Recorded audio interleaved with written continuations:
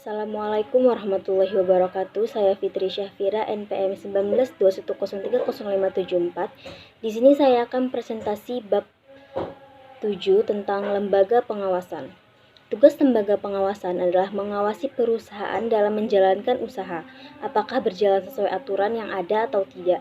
Karenanya, tugas lembaga pengawasan sangat penting dan merupakan bagian dari organisasi dalam bisnis. Semenjak berlakunya Undang-Undang Nomor 21 Tahun 2011 tentang Otoritas Jasa Keuangan, bahwa tugas, fungsi, dan pengawasan berada pada Otoritas Jasa Keuangan dimulai tanggal 31 Desember 2012.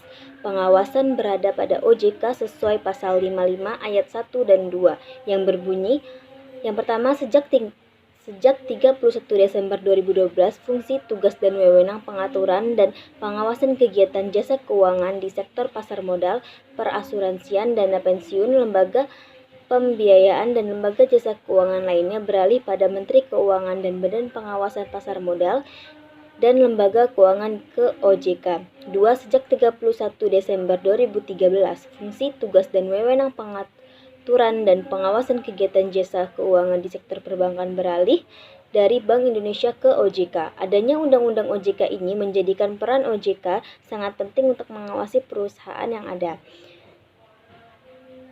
di Indonesia. Tidak hanya perusahaan secara konvensional, tetapi juga OJK harus mampu untuk mengawasi perusahaan yang berbasis secara syariah. Otoritas Jasa Keuangan memiliki fungsi yaitu menyelenggarakan sistem peraturan dan pengawasan yang terintegrasi terhadap keseluruh kegiatan di dalam sektor jasa keuangan.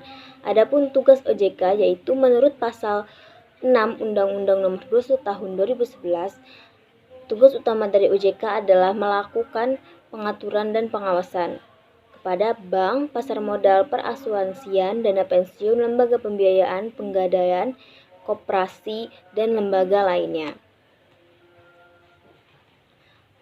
Wewenangnya yaitu tugas pengaturan, menetapkan peraturan pelaksanaan Undang-Undang OJK, menetapkan peraturan perundang-undang di sektor jasa keuangan, menetapkan peraturan keputusan OJK.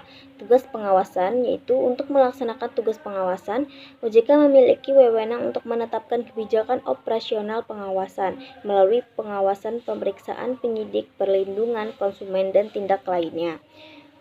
Nilai-nilai yang dimiliki OJK yaitu ada integritas, profesionalisme, sinergik, inklusif, dan visioner. Asas-asas OJK dalam menjalankan tugas dan wewenang otoritas jasa keuangan berlandaskan asas-asas sebagai basic, yaitu asas independensi, asas kepastian hukum, asas kepentingan umum, asas keterbukaan, asas profesionalitas, asas integrasi, dan asas akuntabilitas.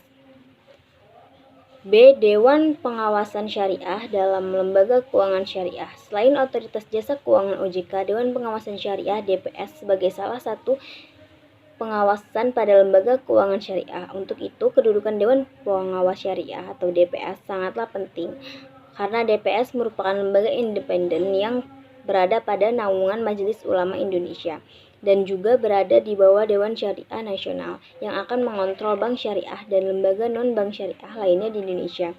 Hal ini berdasarkan surat keputusan Dewan Pimpinan MUI tentang susunan pengurus DSN MUI nomor Kep 3 2001. Sekian presentasi saya. Wassalamualaikum warahmatullahi wabarakatuh.